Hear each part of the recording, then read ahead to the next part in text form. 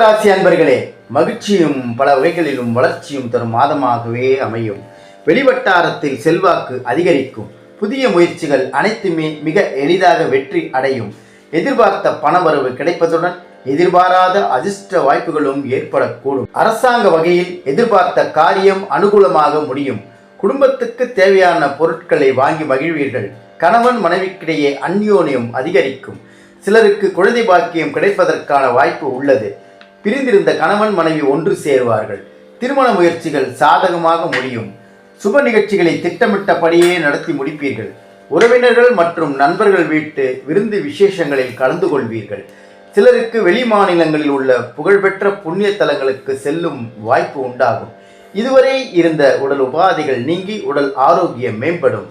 வாழ்க்கையில் நல்ல முன்னேற்றம் ஏற்படுவதற்கான திருப்புமுனை மாதமாக இந்த மாதம் அமையும். அலுவலகத்தில் சக ஊழியர்களிடம் செல்வாக்கு அதிகரிக்கும். பணிகளில் அவர்களின் ஒத்துழைப்பும் கிடைக்கும்.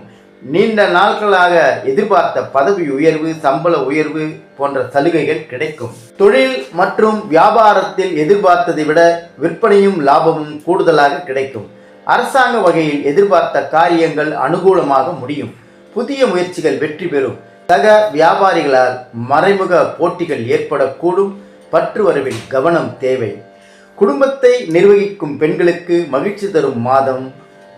புதிய ஆடை ஆபரணங்கள் வாங்கி மகிழ்வீர்கள். விருந்து விசேஷங்களில் கலந்து கொள்ளும் வாய்ப்பு உண்டாகும். அலுவலகத்துக்கு செல்லும் பெண்களுக்கு பல வகைகளிலும் அனுகூலமான மாதம் இது. அதிர்ஷ்ட நாட்கள் செப்டம்பர் 1, 3, 4, 8, 9, 11 மற்றும் 14.